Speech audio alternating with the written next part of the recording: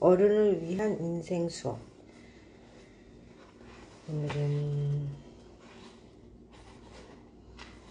제2장 Accept부터 읽어보겠습니다. 살아가며 모든 일을 완벽하게 할 수는 없다. 무엇이든 완벽하게 하려다 결과적으로는 단 하나도 제대로 못할 수 있다. 불균형을 피할 수 없다면 그 상태를 그대로 감싸 안아주는 건 어떨까? 흔들림 속에서 또 다른 자유를 찾는 여정을 시작해보자. 불균형을 받아들이는 것이 곧 균형이다. 라고 쓰셨네요. 안 보인다 했더니 조명이 너무 어두웠군요. 더 나은 내가 되기 위한 탐험. 끝없는 탐험으로 우리 삶에 활력과 에너지를 불어넣자. 거듭되는 노력과 전진이 아니라 진전이네요.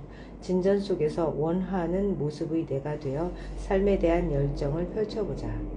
마음을 연다면 우리는 매일 매 순간 탐험을 기꺼이 받아들이며 살아갈 수 있을 것이다. 가끔 SNS를 보면 모험 여행을 떠난 사람들의 이야기가 줄줄이 눈에 들어올 때가 있다. 중남미 우림 지역을 건너는 발걸음이라든지 원시 부족을 담은 기록이라든지 해발 3,500m의 고산 위에서 호흡이 가쁠 만큼 희박해지는 공기에 대해 써내려간 글 등이다. 모험의 성격을 띠는 이런 여행은 여행자에게 훗날 두고두고 이야기할 수 있는 추억이자 경험으로 남는다. SNS 넘어 당신의 모험을 원해 본 적이 있는가? 광활한 풍경 앞에서의 탐험을 꿈꿔본 적이 있는가? 어쩌면 이미 스스로를 위한 특별한 여행을 계획하고 있는지도 모르겠다. 여기서 생각해볼 질문이 있다. 우리는 도대체 왜 머나먼 여행과 모험을 그토록 갈망하는 것일까? 꿈을 이루기 위해서일 수도 있고, 어릴 때 지도를 가리키며 어른이 되면 여기를 꼭 가볼 거야 하고 이야기했던 기억 때문일 수도 있다. 그리고 체력적인 한계에 도전하는 과정에서 심리학자 미하이 칙센트미하이가 말한 몰입, 즉 현재 하고 있는 일에 전심전력을 다해 푹 빠져있는 상태를 경험하고 싶기 때문일 수도 있다. 여행자가 자신의 생명을 중시하지 않아서 스스로 도전에 대한 목표로 모험을 떠나는 게 아니라는 것이다. 앞서 언급한 심리학자 에이브러험 H. 매슬로우가 이야기한 욕구 피라미드의 최정점, 즉 자아 실현을 위해서다. 결국 출발은 마음속으로 꿈꾸는 나의 모습에 조금 더 가까워지기 위한 것이 아닐까? 탐험의 낭만 중 하나. 1918년 유명한 익스트림 스포츠 선수 천 이엔보와 감마니아 디지털 엔터테인먼트 대표 알버트 류, 배우 왕유승, 그리고 20세 청년 2명이 함께 노르딕 스키를 이용해 지구 최남단인 남극점에 도달한 일이 있었다. 남극은 우리가 사는 곳과 완전히 다른 세계다. 텐트 바깥은 영하 30도의 극저온 날씨에다 텐트 내부 역시 영하 18도의 매서운 추위가 느껴지는 곳이다. 저는 상상도 하고 싶지 않습니다. 그쪽으로 간다는 것은. 추운 거는 정말 못 견디거든요. 시속 100km의 강한 바람이 끝없이 불어서 한 발자국 나아가는 데에도 젖먹던 힘을 다해야 한다. 평온해 보이는 눈발 곳곳에는 크레바스가 있어 발을 헛디디면 추락할 위험이 있다. 희박한 공기는 마치 해발 4,000m 고산에 오른 것처럼 숨 한 번 내쉬기도 무척이나 힘겹다. 탐험은 체력적인 도전 외에도 심리적인 회복 탄력성을 시험받는다. 출발 전에는 가장 최악의 상황까지 알고 있어야 한다. 예를 들면 극지에 도전한 선수들이 영하 50도의 환경 속에서 동상에 걸리면 사지를 절단해야 한다는 등과 같이 같이 극단적인 상황에서 발생할 수 있는 위험과 과거에 발생했던 상황에 대해 듣는다. 그럼에도 그들은 약 50kg의 짐을 등에 지고 묵묵히 남극을 향해 나아갔다. 넘어지거나 지치거나 동상에 걸리는 일은 다반사였고 설상가상으로 변화무쌍한 날씨가 계속되었다. 뜨겁게 태양이 내리쬐다가 순식간에 급변해서 앞사람이 보이지 않을 정도로 눈보라가 몰아치는 시기였다. 얼음과 눈으로 뒤덮여 험난한 길을 지나온 지 30일이 흐르자 드디어 극지 탐험이 끝났다. 천엔보는 이번 탐험을 통해 깨달은 바를 이렇게 정의했다. 탐험의 낭만 중 하나는 달라진 태도와 다짐을 발견하면서 더 나은 내가 되는 것이다. 그러기엔 너무 목숨을 내놓고 하시는 거 아닌가요? 죽을 수도 있잖아요. 좀 가벼운 걸로 하면 좋을 것 같아요. 탐험을 나의 태도가 달라지는 것을 원해서 하는 거라면 좀 안전한 탐험을 하셨으면 좋겠다라는 생각이 드네요. 탐험의 5가지 요소. 그들이 남극 원정은 남다른 의미가 있는 탐험이었다. 누가 뭐래도 대원들에게만큼은 굉장히 뜻깊은 여정이었다. 하지만 일반인인 우리들이 더 나은 내가 되기 위해 남극 원정을 계획하기란 쉽지 않다. 네, 저는 절대 하지 않을 거예요. 절대라는 말을 잘 쓰지 않는데 절대로 계획하지 않을 거예요. 주변이 이런 계획을 한다면 말리겠습니다. 본래 체력도 경제력도 다른 게 사람인데 반드시 정상에 도달해야만 혹은 극지나 사막을 넘어서야만 탐험이라고 할 수 있는 걸까? 산탐험가인 맷 워커가 과거에 공유했던 탐험의 정의에 따르면 전혀 그렇지 않다. 그는 탐험이란 반드시 사람들이 찾지 않는 곳으로만 가야 하는 건 아니며 미지의 길을 맞닥뜨려도 온 마음과 힘을 다해 몰입하고 그 안에서 열린 마음으로 배우고 참여하는 것에 핵심 의의가 있다고 말했다. 그렇죠. 맷 워커는 그 어떤 도전도 산과 바다를 오르내리든 매일 작은 탐험을 하든 다음의 5가지 요소만 갖추고 있다면 그 또한 충분히 탐험이라고 이야기한다. 5가지 보겠습니다. 끝없는 노력. 먼저 탐험은 더 높고 더 먼 각도에서 나는 누구인가, 나는 어떻게 살고 싶은가, 그리고 나는 이 세계를 위해 무엇을 할 수 있는가에 대해 사고하고 그에 기반한 노력을 기울이는 과정이 필수 요소라고 할 수 있다. 2번째, 온 마음을 쏟는 몰입. 노력, 몰입, 한 맥락 아닌가요? 진심으로 원해서 도전을 하고 성공을 향해 달려야 탐험이라고 할 수 있다. 그렇다고 전력을 다해 몰입한다는 것이 무작정 혹은 저돌적으로 달린다는 뜻은 아니다. 꽉 찬 자신감과 확고한 신념을 갖고 도전에 맞서는 것이 중요하다. 3번째, 예측 불가능한 미지의 길. 결과를 예측할 수 있다면 그건 탐험이라고 할 수 없다. 롤러코스터 정도랄까? 스릴은 있지만 탐험은 아닌 것이다. 생각해보면 삶은 본래 불확실성으로 가득하지 않은가? 굳이 시간을 들여가며 그 사실을 거부하거나 주변의 모든 것을 통제하려 애쓰느니 차라리 태연하게 이 사실을 받아들이고 불확실함이 주는 즐거움을 누려보자. 수많은 변화와 난관이 눈앞에 들이닥치겠지만 동시에 이런 변수가 있어 우리 삶에는 더 많은 가능성이 열린다. 역경에 맞설 수 있는 회복 탄력성. 탐험의 고난은 필수다. 역경은 한 발 물러서는 연습을 할 수 있는 또 하나의 기회다. 그리고 인간으로 산다는 것은 영화에서나 볼 수 있을 듯한 말도 안 되는 상황에 놓이기도 한다는 사실을 알게 되는 과정이기도 하다. 피해갈 수 없는 고난이라면 차라리 끌어안고 계속 걸어보자. 마음을 열면 재치 있게 웃어넘길 수 있다. 비로소 위기를 마주하며 풀어나갈 수 있고 더 나아가 역경이 온 것에 감사할 수도 있다. 5번째, 함께 걸어갈 아름다운 동료. 동반자가 정말 중요한 것 같아요. 탐험은 심지어 행복한 삶도 동반자가 있어야 하고 팀워크가 필요한 일이다.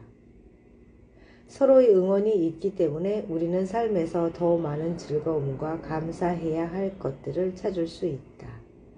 탐험은 극한의 운동이나 어떤 대담한 행위를 하는 것이 아니다. 일종의 삶에 대한 태도이며 생활 방식이다. 예를 들면 무언가 망설여지는 상황을 맞닥뜨려도 오랫동안 야외 촬영을 꿈꾸었지만 기자재 비용이 부담스러워 시작하지 못하고 있는 것처럼 결국은 앞만 보고 달리기로 용기를 내는 것이다. 끝없는 탐험으로 우리 삶에 활력과 에너지를 불어넣자.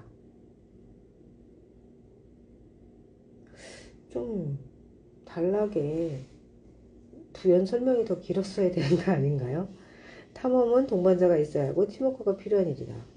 서로의 응원이 있기 때문에 우리 삶에서는 더 많은 즐거움과 감사해야 할 것들을 찾을 수 있다.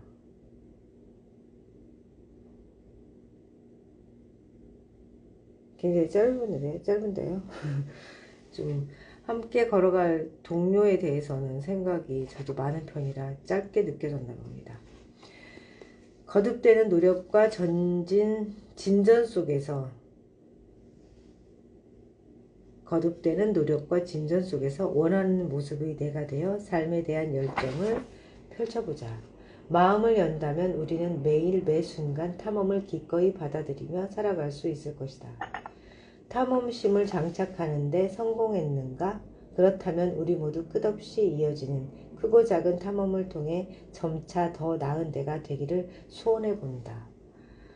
저는 모험심을 타고난 가지고 있는 유전자를 받은 것 같아요.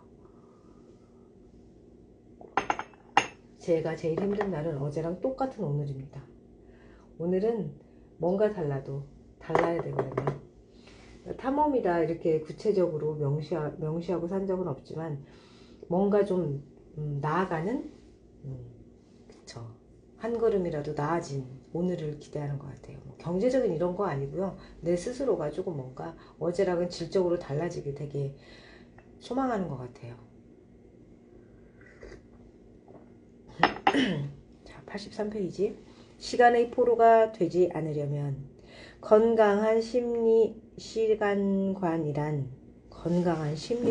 있나요? 과거에 대한 그리움, 현재에 대한 몰두, 미래에 대한 기대가 하나의 중심축이 되어 삶이 이어지고 동시에 머릿속에서는 유연하게 공존하는 것이다. 과거에 대한 그리움, 현재에 대한 몰두, 미래에 대한 기대. 요 몇 년간 인기의 상승과 하락을 오가는 연예인들을 많이 보았다. 한때 인기를 누렸다. 라는 사실이 그들에게는 가장 힘겨운 상황이 아닐까 한다. 연예인들만 이런 고통을 겪을까? 사실 우리 주위에는 과거의 추억 속에 갇혀 사는 사람들이 많다. 내 친구 중에는 만날 때마다 결혼 전 싱글 시절을 그리워하는 친구도 있다. 그때 진짜 장난 아니었잖아. 한번 집 나가면 사흘은 외박도 가능했지. 그때는 시간이면 시간, 체력이면 체력까지 없는 게 없었다고. 지금처럼 사랑이라는 무덤에 누워 죽는 날만 기다리지는 않았다니까. 사랑이라는 무덤에 누워 죽는 날만 기다리지는 않았다. 결혼 생활에서 모든 걸 찾으려고 하시는지 모르겠네요. 그냥 그것도 결혼 생활도 일부분이잖아요, 삶에. 뿐만 아니라 그때 듣던 노래가 더 좋았다는 둥, 그때 만났던 여자들이 더 예뻤다는 둥, 끝이 없다. 그때마다 맞장구를 쳐주긴 했지만 친구가 과거를 너무 미화하고 있다는 느낌을 지울 수가 없었다. 친구에게 지나간 날의 기억은 다채롭고 현재의 삶은 흑백인 듯 했다. 이와는 정반대인 사람도 있다. 과거에 받았던 서름부터 시작해 손해봤던 일, 나를 기분 상하게 만들고 폐를 끼쳤던 사람 등에게 집착하는 것이다. 이제는 아무 근심 걱정 없이 살면서도 마음은 영원히 과거 속에 갇혀 지난날의 기억에 입가를 축 늘어뜨리고 산다. 내 기억으로는 주로 어르신들이 그랬다. 예를 들어 장모에 대해 불평하던 한 친구가 있었다. 장모는 가진 게 많은 귀부인이라고 할 수 있는 사람이었다. 그런데도 툭하면 옛 이야기를 끄집어낸다고 했다. 화만 났다 하면 주위에 있는 가족들을 나무랐다. 딸이 외국 유학을 다녀오더니 변했다며 침대에 알아누워 있어도 자신을 돌봐준 사람이 없었다는 등 전부 과거형의 이야기였는데 그것도 한껏 과장된 과거였다. 딸은 모욕에 입을 꾹 다물었고 남편은 고래 싸움에 새우등 터진 격이 되었다. 결국 친구는 매년 명절 때만 되면 진정제를 복용한다. 저희 엄마는 귀부인은 아니었었는데요. 아무튼 이렇게 원망이 많으셨던 분이에요. 그래서 저는 정말 입을 다물었고 저희 배우자는 힘들었던 것 같아요. 가운데서 이쪽 눈치 보랴 저쪽 눈치 보랴. 근데 저한테 많이 나무랬죠. 저희 배우자는. 사시면 얼마나 사시겠느냐. 있을 때 잘해라. 그런 얘기를 했는데 제가 한 말은 정말 싸가지가 없었죠. 사람 목숨은 알 수 없는 것이다. 태어난 순서는 있어도 가는 순서는 모르는 것이다. 이러면서 결국엔 후회했죠. 지나고 나서. 그런 말로 그러니까 화는 엄마에 대해 났었는데 싸움은 배우자랑 했던 것 같아요. 참 그런 것 같아요. 관계가 얽히설키 얽혀 있으면서 그들은 시간의 포로가 되어 과거의 행복과 상처에 갇혀 산다. 저는 이게 너무 싫었어요. 자꾸 옛날 얘기 꺼내는 거가. 바뀌지 않잖아요. 그렇게 한다고 해도 지금 현재가. 우리는 모두 시간 여행자다.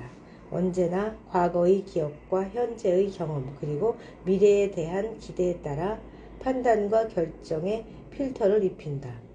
과거에 치중하는 사람이 있고 미래에 치중하는 사람도 있으며 현재와 순간의 즐거움을 선택하는 사람도 있다. 스탠퍼드대 심리학 교수 필립 짐바르도가 이야기한 시간관에 따르면 사람은 시간관념에 따라 크게 6가지 유형으로 구분된다. 과거 부정적 시간관, 과거 긍정적 시간관, 현재 숙명론적 시간관, 현재 쾌락적 시간관, 미래지향적 시간관, 초월적인 미래지향적 시간관. 과거 부정적 시간관 유형에는 과거는 재난이다. 과거의 실수 때문에 이후의 삶이 천추의 한이 되었다고 이어졌다고 생각한다. 이 유형은 자주 우울감을 느끼거나 자신감이 부족한 데다 자기 제어를 잘 하지 못하는 사람들이 많다. 그런데 유형이 이렇게 있지만 오롯이 여기에 100%에 해당되는 분은 없을 것 같아요. 몇 대 몇 이렇게 나뉘는 거 아닐까요? 과거 긍정적 시간관 유형은 추억에 자주 빠져드는 사람들을 말한다. 앞 유형에 비해 비교적 밝고 우호적이다. 하지만 지나치게 과거에만 빠져 있어 현재의 순간에는 의욕을 잃기도 한다. 심하면 과거에 대한 그리움으로 현실을 벗어나려 할 수도 있다. 현재의 삶에 어떠한 진전도 없고 만사가 잘 안 풀린다고 생각하는 사람들은 현재 숙명론적 시간관 유형에 속한다. 막막함을 느끼거나 특히 걱정과 우울에 휩싸이기 쉬우며 충동적인 결정을 내릴 때가 많다. 반면 현재 쾌락적 시간관 유형은 현재를 오롯이 살기 때문에 활력이 넘친다. 하지만 충동적일 때가 많고 일시적인 열정에 불타올라 작심삼일로 끝나는 경우가 많다. 이 유형이 마주할 수 있는 최악의 상황은 현재의 쾌락에만 빠져 뒷감당은 생각하지 못한다는 것이다. 미래지향적 시간관 유형은 내일을 생각한다. 계획 세우기를 즐기고 야심이 있으며 목표지향적이다. 하지만 지나치게 미래에만 몰두하기 때문에 현재를 즐기지 못할 때가 많다. 심지어 주변 친구들과의 관계에 소홀해지기도 하고 자기 자신에게 과도한 스트레스를 주기도 한다. 저 여기에 해당되는 것 같은데요. 마지막으로 초월적인 미래지향적 시간관 유형은 주로 종교 안에 해당되며 현세보다는 사후를 더 중요하게 생각하는 경향이 있다. 미래에 생길 수 있는 결과를 늘 염두에 두는 유형이다. 저는 종교가 없으니 여기에는 해당되지 않네요. 당신은 어느 유형에 속하는지 생각해보자. 나아가 일상 속에서 6가지 유형의 시간관을 유연하게 활용해보자. 예를 들어 잘못된 결정 앞에서 사무치는 후회에 빠져들기보다 미래의 가능성에 전념해본다. 미래에 대한 계획이 너무 신경 쓰일 때는 과거를 추억하는 재미를 조금 키워본다. 삶이 무미건조하게 느껴진다면 현재를 즐길 줄 아는 친구들을 만나 순간을 즐기고 현재를 손에 쥐는 즐거움을 배워본다. 우리 삶에는 저마다의 운명이 있고 시간에 대한 가치관 역시 서로 다를 수밖에 없다. 그러므로 나를 충분히 성장시킬 수 있는 마음 상태를 찾는 데 목적을 두어야 한다. 이와 관련하여 짐바르도 교수는 우리에게 필요한 건 미래를 보는 두 눈과 현재에 온전히 집중하고 즐길 수 있는 심리적 공간, 그리고 과거의 경험 속에서 긍정적인 동력을 찾아내는 것이다 라고 조언한다. 건강한 심리 시간관이란 바로 이런 것이다. 과거에 대한 그리움, 현재에 대한 몰두, 미래에 대한 기대가 하나의 중심축이 되어 삶이 이어지고 동시에 머릿속에서는 유연하게 공존하는 것. 이러한 경지에 이를 수 있다면 당신의 인생은 무척이나 여유로워질 것이다. 왜 밑줄을 언더라인을 해놨을까요? 사람마다 공감하는 포인트가 있을 텐데 이렇게 딱 그어놓으니까 여기에 생각이 귀결돼야만 한다는 것처럼 느껴져서 이 방법은 되는 것 같아요. 누가 읽던 책을, 이게 제가 처음 빌려서 읽는 책인데 읽던 책을 읽는 것 같습니다. 제가 새 책을 좋아하는 이유는요, 아무도 표시를 하지 않잖아요. 그래서 좋아요. 균형 잡힌 인생은 존재하지 않는다. 살아가며 모든 일을 완벽하게 할 수는 없다. 무엇이든 완벽하게 하려다 결과적으로는 단 하나도 제대로 못할 수 있다.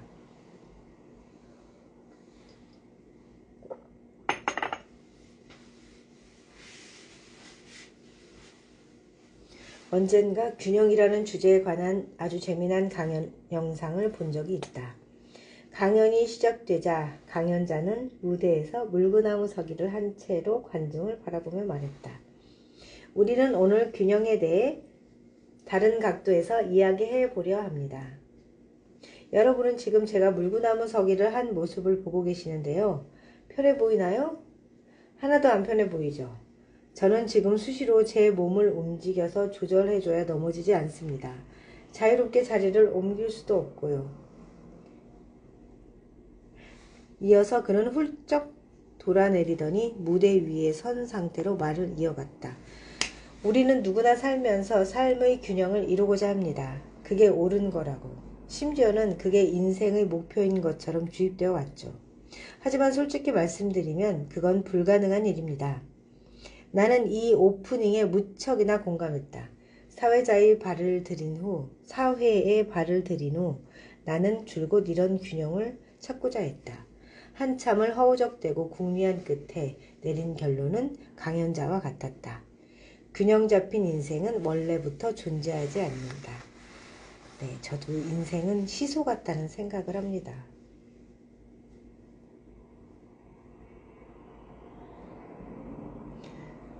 힘들다고 100이 다 힘든 건 아니고 힘든 부분이, 내가 중요하다고 생각하는 부분이 힘들면 그게 100이 다 힘든 것 같이 우리가 느껴지는 것일 뿐, 네, 좋은 면도 있지 인생이 오로지 다 검정색은 아니라는 생각을 해요. 완벽한 균형이란 없다. 완벽한 균형을 얻는다는 것은 불가능하다. 왜냐하면 인생은 변수로 가득하기 때문이다. 나의 삶과 일이 드디어 균형을 이루고 심리적 안정을 느끼는 순간 하늘은 내게 또 다른 변화구를 던진다. 우리는 또다시 다급한 마음으로 임기응변을 발휘해 위기를 처리해 나가야 한다.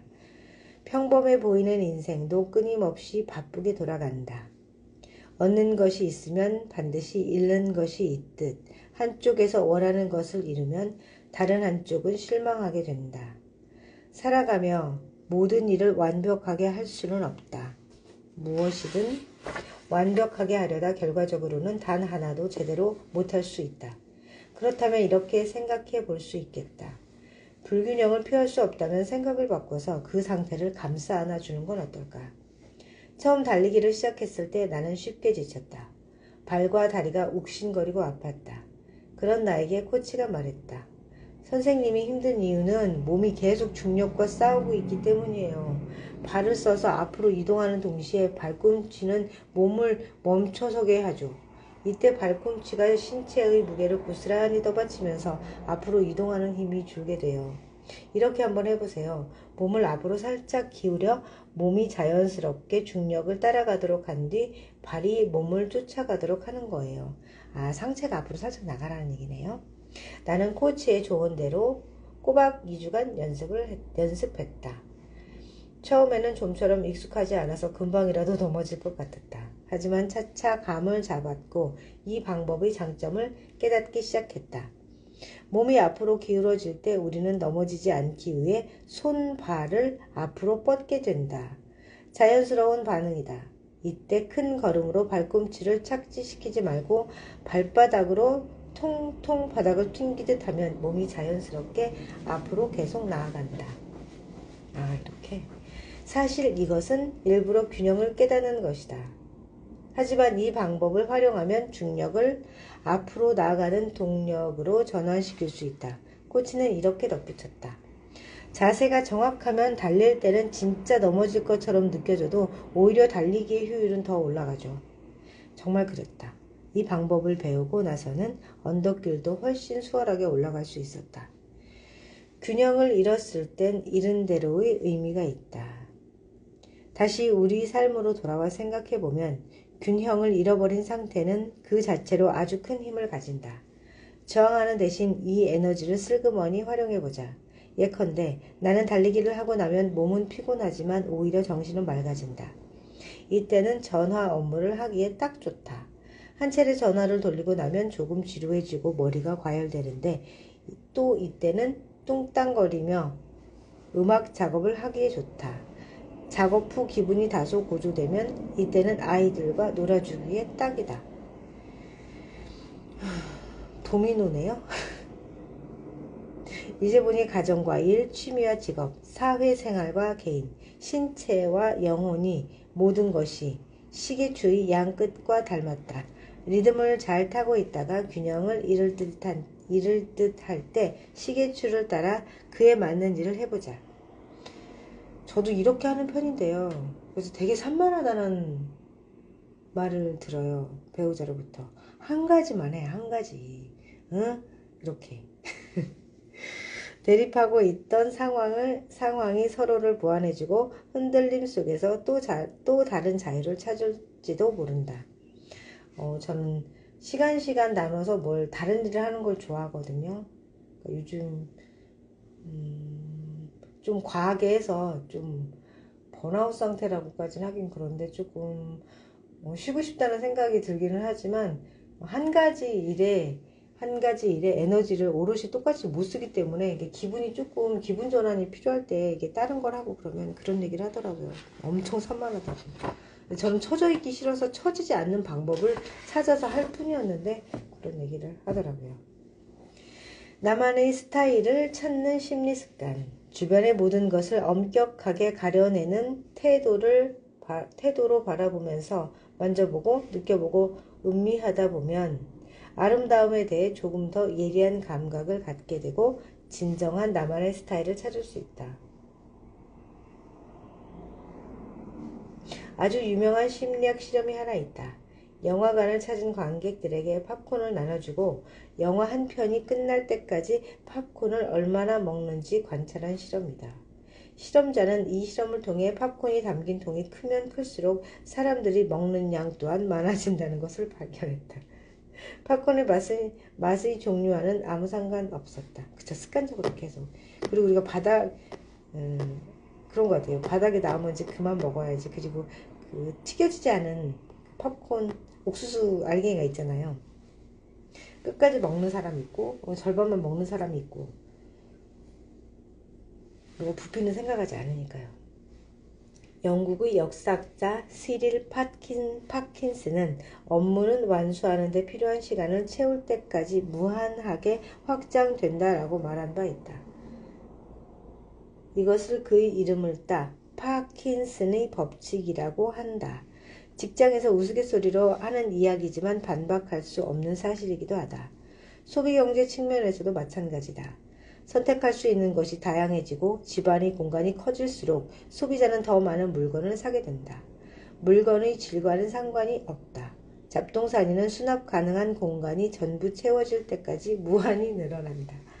이사하려면 짐이 한두 끝도 없이 나오지 않나요? 그래서 이를 앞의 법칙 이름을 활용해 파킨슨의 잡동사니 법칙이라고 불러도 좋겠다. 그래서 저도 물건을 되게 못 버리는 성향이에요. 그래서 물건을 집에 안 들이려고 많이 애쓰는 편이죠. 애들이 심지어는 수학여행이나 이렇게 현장 체험학습 가면 기념품 같은 거 사오잖아요. 그런 잡동사니 절대 사오지 말라고, 차라리 맛있는 거 하나 더 먹으라고 제가 그렇게 많이 얘기를 했어요.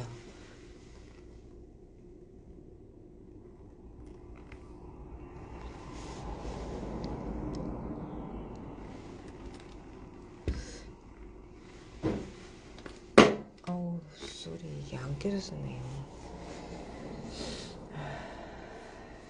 감정을 있는 그대로 받아들이는 마인드풀니스. 물극필반. 사물의 전개가 극에 달하면 반드시 반전한다는 뜻이다. 뒤집어진다는 뜻인가요? 그런 말이 있다. 집안이 혼잡하면 마음이 불편해진다. 맞아요. 한때 일본에서 단사리, 끊고 버리고 떠나기 라는 뜻으로 2011년 일본에서 유행하기 시작한 개념이다. 요즘 우리나라에서 유행하는 미니멀리즘인가요?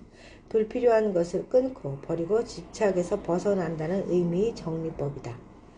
이것이 인기가 있는 키워드로 주목받고 2019년에 넷플릭스 오리지널 시리즈로까지 만들어지게 된 이유다. 단사리. 곤도마리에 설레지 않으면 버려라. 곤도마리에는 한때 1919년도 최우수 리얼리티 프로그램 부문 후보에 오르기도 했을 정도로 큰 인기를 끌었다. 그래서 우리나라도 따라하는군요. 그 방송을 버리는 정리하는 프로그램. 나는 일본 이민자 부부가 출연했던 장면을 보았다.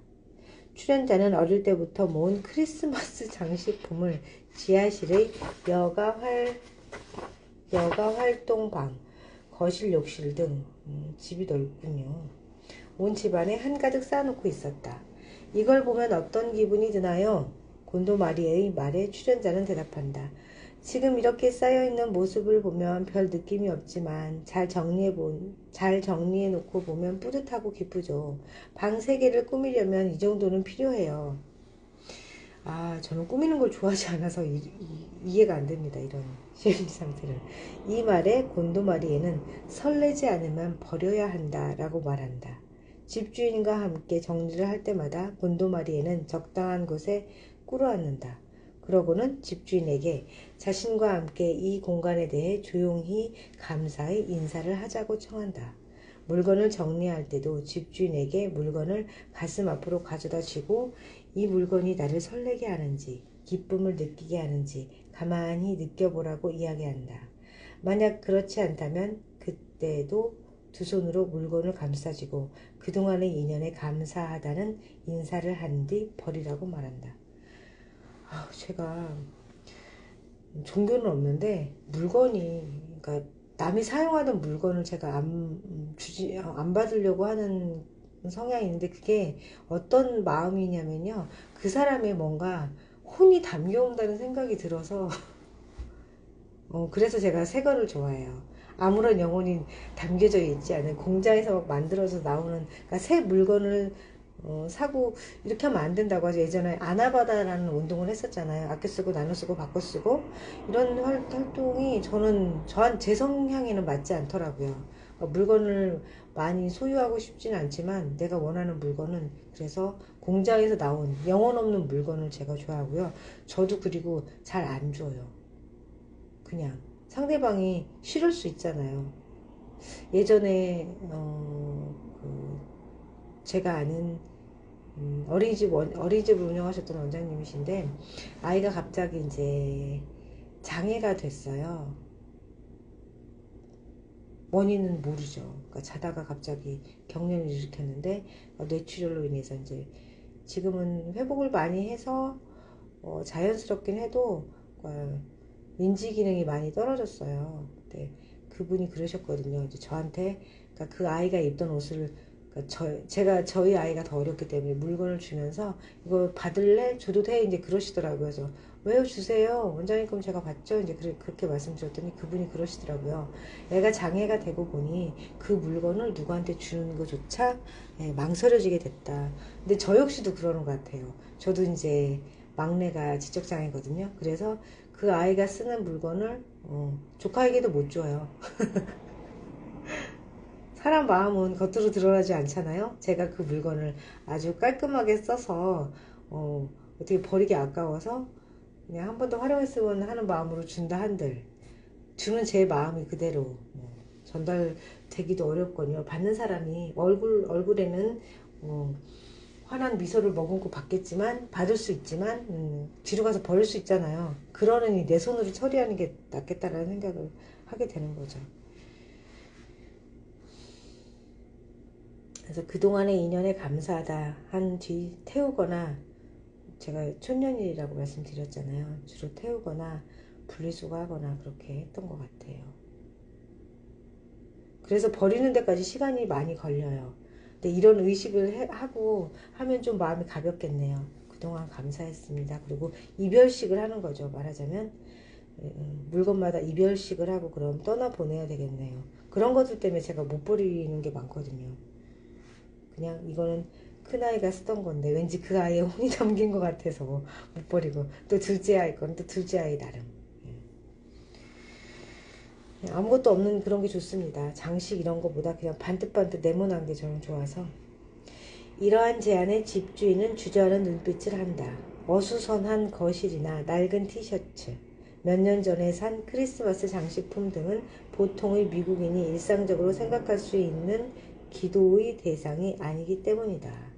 입을 삐죽하고 웃으며 진지하게 받아들이지 않는 사람들이 있는가 하면 진심으로 마음을 가라앉히고 공간과 물건을 느끼다가 침묵 후에 감격을 하거나 심지어는 눈물을 흘리는 사람들도 있었다. 저 그럴 것 같아요. 이렇게 하면은 왜 그 추억에 오롯이 담겨있는 물건들은 그 추억도 이제 같이 버려지는 것 같은 느낌이 들 것 같거든요.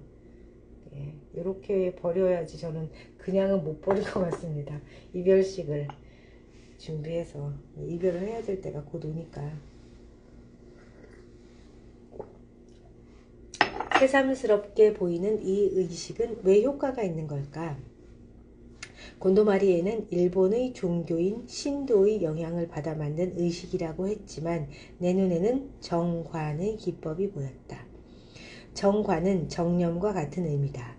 정관과 정념의 영어식 표현은 mindfulness로 의미상 같은 개념이다. 다만 보통 홍콩에서는 정관, 대만에서는 정념으로 표현한다.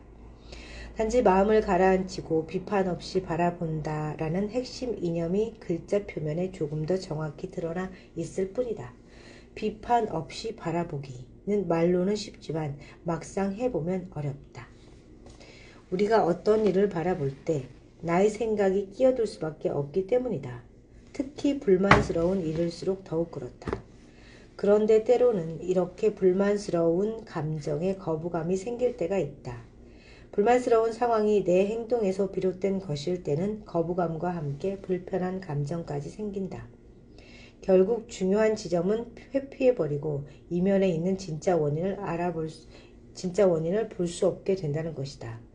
좋은 감정이든 나쁜 감정이든 마음을 열고 현재 상태를 받아들이자. 심리적 방어에서 벗어나는 가장 좋은 방법은 불평이 아니라 감사다. 감사하는 마음은 나와 어떤 일 사이의 관계를 변화시키고, 저도 그래서 감사거리를 찾는 것 같아요. 제 마음 편하려고. 어려운 인간관계도 나한테 분명 고마운 일을 찾으면 조금 편안하게 그 일을 잊을 수가 있더라고요. 감사하는 마음은 나와 어떤 일 사이의 관계를 변화시키고 결국 그 일을 마음으로 더욱 쉽게 받아들이게 한다. 받아들였기 때문에 더욱 깊이 느낄 수 있고 깊이 느꼈기 때문에 진정한 마음의 소리를 좀 더 쉽게 구분해낼 수 있다. 소중히 여겨야 할 것과 버려도 좋은 것 역시 마음의 소리가 알려줄 것이다. 마인드풀니스와 소비의 결합. 마인드풀니스 쇼핑. 정과는 동방의 오랜 지혜에서 왔지만 아시아인인 우리에게도 그다지 익숙한 개념은 아니다. 그래서 더욱 실천하기 어려운 대부분의 현대인들은 무턱대고 소비하거나 무작정 물건을 쟁여놓으며 살아가는 경향이 있다. 설레지 않으면 버리라는 정리법 이면에는 자신이 가진 모든 물건을 소중히 하라는 가르침이 담겨 있다. 나를 설레게 하는 물건들만 남기고 나 또한 모든 물건에 마음을 다하라는 가르침이다. 감사의 마음을 갖고 비판 없이 바라보는 정관, 즉 마인드풀니스는 단살이를 하는 데 아주 좋은 연습이 된다.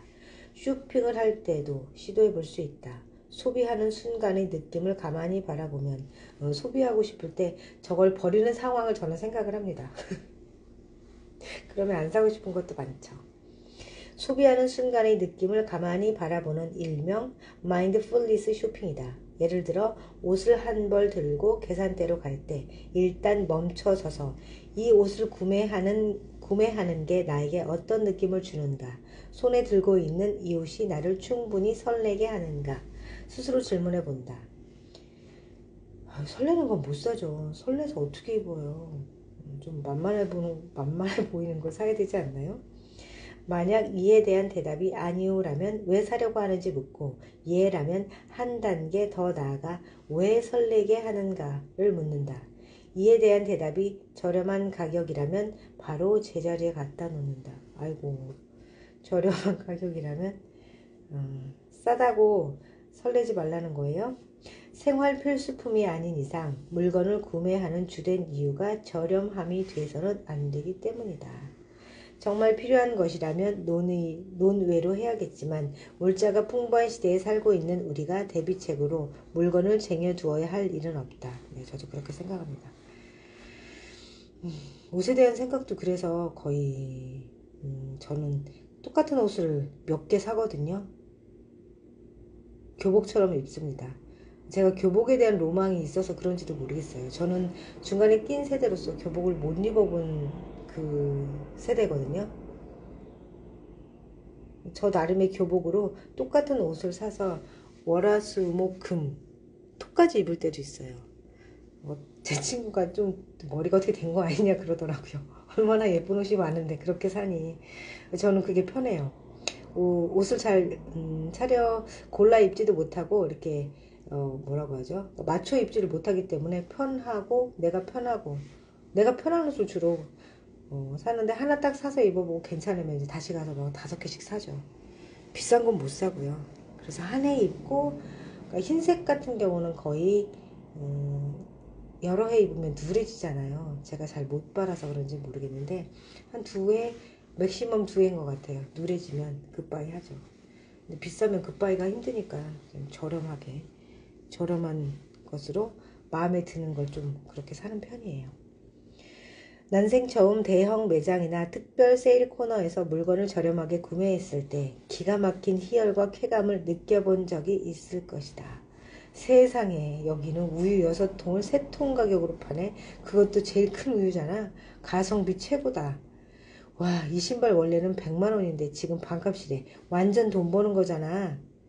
하지만 잔뜩 사서 짊어지고 집에 돌아오는 것도 잠시, 얼마 지나지 않아 환멸을 느끼게 된다. 그렇죠. 우유는 버리게 되겠죠. 꽉 찬 냉장고는 못 본 채 지나칠 수가 없고 유통기한이 지난 우유는 쓰레기통 신세가 된다. 왜 과자는 저렇게 큰 봉지로 잔뜩 사다 놓은 건지, 전에 쓰던 샴푸가 질려서 다른 브랜드의 샴푸를 샀는데 왜 수납장 속에 아직 2통이나 남아있는지, 옷장은 옷으로 미어 터지는데 왜 입을 만한 옷은 없는지, 심지어 아직 라벨도 떼지 않은 양복은 도대체 왜 산 건지, 이런 풍경들을 보면 답답하기 그지없다. 당시에는 도대체 어떤 마음으로 저것들을 샀을까? 다시 그때로 돌아간다면 그래도 저걸 전부 사게 될까? 사는 게 버는 것이라는 이야기를 들을 때마다 점원에게 난 지금 돈을 쓰고 있는데 그럼 언제 벌 수 있는 겁니까? 라고 되묻고 싶다. 결론적으로 불필요한 물건을 무작정 사들이다가 어느 날 팔을 걷어붙이고 갖다 버리느니 차라리 처음부터 좀 더 제대로 판별할 수 있도록 스스로 훈련하는 것. 이것이 바로 마인드풀니스 쇼핑의 개념이라 할 수 있다. 마인드풀니스로 지름신을 떠나보내자. 오래전 뉴욕의 아울렛 센츄리 21에서 쇼핑하던 때의 일이다. 디자인이 화려하고 독특하나 입기에는 조금 불편해 보이는 가죽옷이 있었다. 나는 그 옷을 한 번 걸쳐보고 나서 다시 걸어두고 매장을 한 바퀴 돌았다. 그런데 한 남자가 그 가죽옷을 입어보았다. 그는 친구들에게 이 옷 멋지다 라며 한 벌밖에 안 남았다고 말하다가 가격표를 보고는 난처한 얼굴로 다시 옷걸이에 걸었다. 그가 친구들과 매장에서 나간 뒤 나는 곧장 그 가죽옷을 가져다가 계산했다. 그러나 지난 몇 년간 내가 그 옷을 몇 번이나 입었는지 생각해보면 대략 2번쯤 되겠다. 도저히 불편해서 입을 수가 없었다. 말 그대로 빛 좋은 개살구였다. 가죽옷을 볼 때마다 당시의 기억이 떠오른다. 굳이 살 필요가 없는 옷이었다. 그때 조금만 더 냉정하게 이 옷이 정말 마음에 드는지 생각해보고 제대로 입어보았더라면 마지막 남은 한 벌을 낚아채 가듯 사느라 돈 낭비를 하지는 않았을 것이다. 저와는 반대시네요. 저는 너무 같이 옷을 사러 가면 짜증난다고 하더라고요. 입어보고 또 입어보고 고를 때 고민을 많이 하죠. 이제부터는 물건을 살 때 잠시 마음을 가라앉히고 자신의 심장 소리를 느껴보면서 자문해보자. 지금 나는 어떤 감정이 드는가? 흥분된다면 정말 이 물건이 마음에 들어서인가? 나의 필요에 완벽하게 부합하는 물건인가? 아니면 지금 내가 사지 않으면 다른 사람이 살까봐 걱정되는 건 아닌가? 친구가 부추겨서인가? 아니면 옆에서 오랫동안 안내해준 점원에게 미안해서인가? 돈을 아꼈다는 뿌듯함과 세일 앞에서의 조급함이 더해져서 빨리 뛰는 심장을 설레게 하는 것으로 착각한 것은 아닌가? 그 때문에 그럭저럭 입을 만한 옷이라는 진실까지 묻어버린 것은 아닌가? 대형 매장에서 24개들이 주스를 힘겹게 옮기는 일이 생기면 잠시 멈춰서서 스스로에게 물어보자. 즉각적으로 소비할 수 있는 양인가? 아니면 이걸 몇 년 안에 다 먹을 수 있을지 모르겠으나 돈을 아낄 수 있다는 것을 위안 삼아 구매하고 있는 것인가? 우리가 마인드풀니스를 활용해 나의 행동을 냉정하게 바라볼 때 조금 더 의식적으로 소비를 조절할 수 있다. 나의 주머니와 기회를 진정으로 나를 감동하게 할 만한 물건에 남겨둘 수 있다. 주변의 모든 것을 엄격하게 가려내는 태도로 바라보면서 만져보고 느껴보고 그 물건의 좋은 부분과 좋은 느낌을 음미하다 보면 좀 더 세세한 부분까지 보인다. 아름다움에 대해 조금 더 예리한 감각을 갖게 되고 진정한 나만의 스타일을 찾게 될 것이다. 이건 별다른 얘기인데요. 이게 번역된 책이잖아요. 저희 아이가 이제 그 통번역학과 공부를 했는데 그런 얘기를 하더라고요. 제가 되게 껄끄럽게 잘 안 넘어가는 책이 있어. 안 쓰는 그런 용어들을 쓰는 그런 단어로 번역된 책들이 있더라. 이제 그런 얘기를 했더니 그 말을 하더라고요. 번역의 세계도 그 오래되신 선배님들이 있는데 주로 보면 자기가 쓰는 어휘로 번역을 하잖아요. 그러니까 직역 수준에 가깝게 하는 것보다 약간 우리말에 잘 부드럽게 넘어가게 번역하는 것들이 필요해서 번역된 작품일지라도 다시 재번역하는 게 필요한데 그게 사실 쉽지 않은 작업이다. 왜냐면 기본 번역서가 있기 때문에 그러면 선배님한테 이렇게 공격하는 거래요. 그래서 가끔 제가 번역된 책, 베스트셀러를 읽을 때 되게 좀 껄끄럽네. 그러니까 입안에 그러니까 밥알이 좀 현미밥인 것 같은 느낌이 들 때 저희 아이가 했던 얘기가 떠올려요. 이분이 조금 나이가 있으신 분인가 보다. 쓰는 어휘나 단어나 이런 것들이 아니면 나랑 세대가 다르구나 그런 생각을 하게 되는 것 같아요. 그래서 부드럽게 잘 읽어지는 책, 그렇지 않은 책은 나의 언어 습관과 또 관계가 있다는 것을 좀 깨달았어요. 얼마 전에.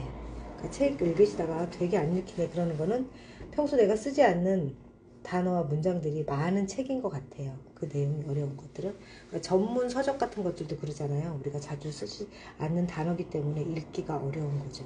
정말 인내심으로 읽어봐야 머릿속에 남지는 않더라고요. 제 경우는요. 당신이 원하는 대로 이루어지는 알약. 로버트가 미국의 버닝맨 축제에 참여했을 때의 일이다. 그는 알약처럼 생긴 빨간 사탕을 약병에 담아서 참석자들에게 하나씩 나눠주며 말했다. 자, 당신이 매트리스 속 주인공이라고 상상해보는 겁니다. 이 빨간 약을 먹고서 어떤 세계로 가고 싶으세요? 어떤 초능력을 갖고 싶으신가요? 당시 로버트가 약을 나눠준 건 사람들과의 서먹함을 없애보고자 하는 순수한 의도였다. 귀여우시네요. 그리고 이것은 약이 아니면 사탕일 뿐이라고 분명하게 일러주기도 했다. 그러나 축제가 끝나고 모두가 평범한 일상으로 돌아간 후 로버트에게 연락하는 사람들이 하나둘 생겨나기 시작했다. 그때 준 사탕 아무런 약효가 없는 일반 사탕 맞나요? 그 사탕을 먹고 나서 뭔가 달라진 것 같아서 말이에요. 이거 플라시보 효과인가요, 이것도? 로버트는 순수하게 심리적인 효과일 뿐이니 오해해선 안 된다고 설명하느라 바빴다. 하지만 로버트를 찾는 사람들은 점점 늘어만 갔다. 모두가 약효 없는 신기한 알약을 필요로 했다. 심리 상담사인 로버트의 친구도 놀라운 이야기를 했다. 나도 요즘 환자들에게 그 알약을 주기 시작했어. 그런데 놀랍게도 눈에 띄는 변화가 있더라고. 그 후 로버트는 아무런 효과가 없는 알약 형태의 XP를 정식으로 출시했다. 이 알약은 마치 처방받은 것처럼 약병 안에 담겨 있는데 약병에는 본 제품은 아무런 약효가 없는 것으로 유일한 효과는 당신에게 있다는 내용이 명시되어 있다. 이런 건 아니지만 부적같이 그런 것들을 아이들한테 했던 것 같아요. 이거를 하면 너가 걱정되는 게 잘 해결될 거야 하고 그런 것들이 왜 걱정 인형으로 많이 한참 유행하지 않았나요? 그런 것과 같은 맥락인 것 같아요. 위로를 주잖아요. 이 약을 먹으면 뭔가 될 거야. 그러니까 우리가 기대감, 희망을 갖는 게 상황을 바꾸는 제일 큰 힘인 것 같아요. 어떤 것보다. 그러니까 이 알약을 먹었을 때 우리가 기대되는 게 있나요? 가짜인데 희망인 거잖아요. 이걸 먹었으니까 잘 될 거야. 그러니까 자기 긍정이 어떠한 약효보다 강력하다는 거죠. 내가 병에 걸렸지만 잘 나을 수 있을 거야 하는 사람과 마인드셋이 그냥 나는 얼마 안 남았네 하는 사람의 마인드셋은 다른 것 같아요. 이렇듯 엑스필은 가짜 약임을 명확히 밝혔다. 유일한 효과는 복용자의 마음 상태에 달려있다는 것이다. 약이 담긴 상자에는 상세한 매뉴얼이 동봉되어 있다. 복용자는 매뉴얼을 바탕으로 자신이 원하는 효과를 설정하고 알약에 자신이 원하는 의미를 부여할 수 있다. 예를 들어 미루기 병을 고치고 싶다면 이렇게 말해보는 것이다. 이 약을 먹으면 더 이상 미루지 않게 될 거야.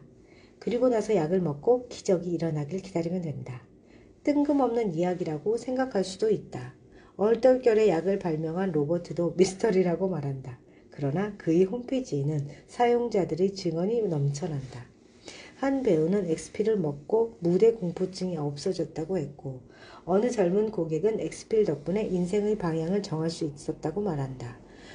자신이 책 한 권을 써낼 수 있었던 것은 엑스필의 힘 덕분이라고 이야기하는 작가도 있었다. 이 알약이 가진 힘이란 무엇일까? 그건 분명 나 자신에게서 비롯된 힘일 것이다. 이를 플라세보 효과라고 한다. 그렇군요.